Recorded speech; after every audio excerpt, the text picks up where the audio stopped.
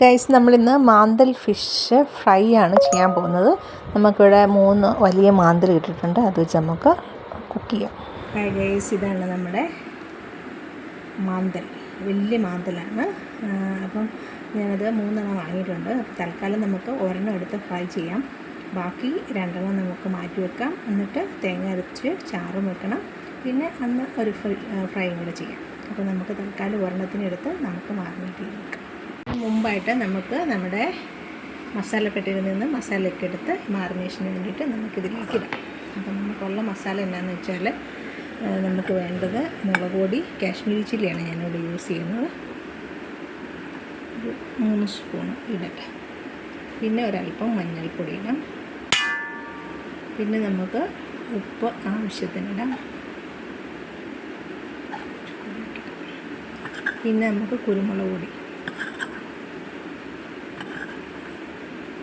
പിന്നെ നമുക്ക് ginger garlic പേസ്റ്റും കൂടെയാണ് വേണ്ടത്. ഇതെല്ലാം കൂടെ ഒന്ന് നമുക്ക് എണ്ണയിൽ ചതച്ചെടുക്കാം. ഞാൻ എണ്ണയിലാണ് സാധാരണ ചതക്കുന്നത്. എണ്ണയിൽ തന്നെ നമുക്ക് ചതച്ചെടുക്കാം. അപ്പോൾ നമ്മൾ ജിഞ്ചർ ഗാർലിക് പേസ്റ്റ് ഇടാം. പിന്നെ ഞാനിവിടെ വെളിച്ചെണ്ണ വെച്ചിട്ടുണ്ട്.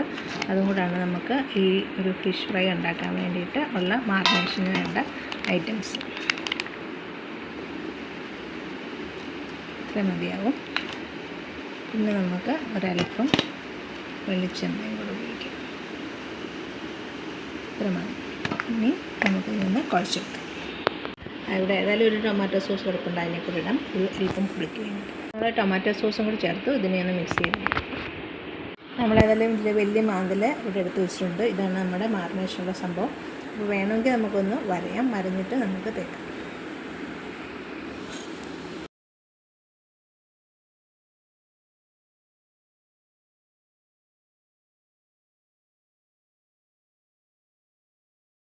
ഗൈസ്, അങ്ങനെ നമ്മുടെ മാന്തൽ ഫിഷ് മാറിനേഷനൊക്കെ കഴിച്ച് ഇതിനെ ഒരു 10 മിനിറ്റ് നമുക്ക് ഫ്രിഡ്ജ് വെക്കാം. എന്നിട്ട് നമുക്ക് ഇതിനെ ഫ്രൈ ചെയ്യാം. അപ്പോൾ നമുക്ക് ഫ്രിഡ്ജിലേക്ക് ഞാൻ ഉള്ളിരിക്കട്ടെ ഒരു 20 മിനിറ്റ്. ഗൈസ്, അങ്ങനെ നമ്മുടെ ഫിഷൊക്കെ ഇവിടെ മാറിനേറ്റ് ചെയ്ത് നല്ല റെഡിയായിട്ട് മുളകും മസാല എല്ലാം പിടിച്ചിട്ടുണ്ട്. അപ്പം നമ്മളിതിനെ ഇനി ഫ്രൈ ചെയ്യാൻ പോവാണ്. ഇതിലേക്ക് കുറച്ച് കരിവേപ്പില നിരത്തിയിട്ട് നമുക്ക് കരിവേപ്പിലൊക്കെ നിരത്തിയിട്ടുണ്ട്. ഇനി നമുക്ക് ഫിഷ്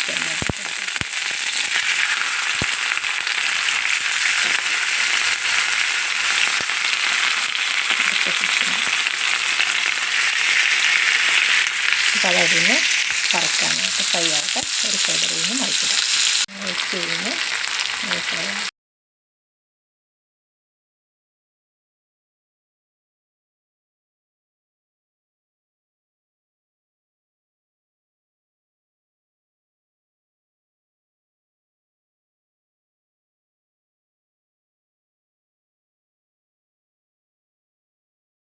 ഗൈസ്, അങ്ങനെ നമ്മുടെ മാന്തൽ ഫിഷ് ഫ്രൈ ഇവിടെ റെഡി ആയിരിക്കുകയാണ്.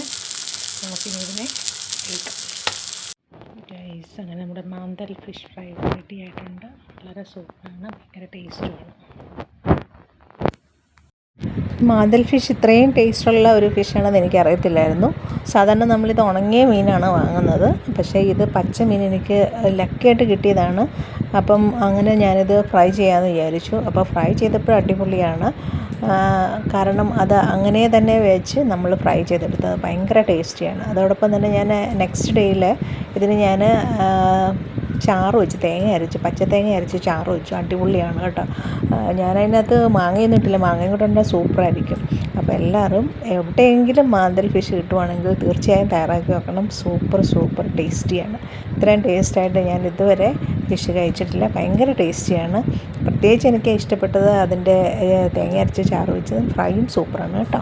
അപ്പോൾ എല്ലാവരും തയ്യാറാക്കി നോക്കിയാൽ. അപ്പോൾ thank you for watching my channel. വീണ്ടും മറ്റൊരു നല്ല വിഭവമായിട്ട് കാണാം. Till then thank you from മാഗീസ് kitchen. ഇനി സബ്സ്ക്രൈബ് ചെയ്യാത്തവർ നമ്മുടെ ചാനൽ വീണ്ടും സബ്സ്ക്രൈബ് ചെയ്യുക.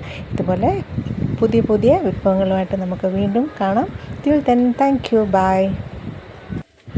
അപ്പം നമ്മുടെ ഇന്നത്തെ ലഞ്ചിന് എന്തൊക്കെയാണെന്ന് നോക്കാം. നമ്മൾ വാഴയ്ക്ക മെഴുക്കുവരട്ടി വെച്ചിട്ടുണ്ട്, മോര് കാച്ചിയതുണ്ട്, നമ്മുടെ മാന്തൽ ഫ്രൈ ഉണ്ട്, അതുപോലെ തന്നെ മറ്റ് ചെറിയ കറികൾ വേറെയുണ്ട്. അപ്പോൾ മെയിൻ ഐറ്റമാണ് നമ്മുടെ മാന്തൽ ഫിഷ് ഫ്രൈ. സൂപ്പർ.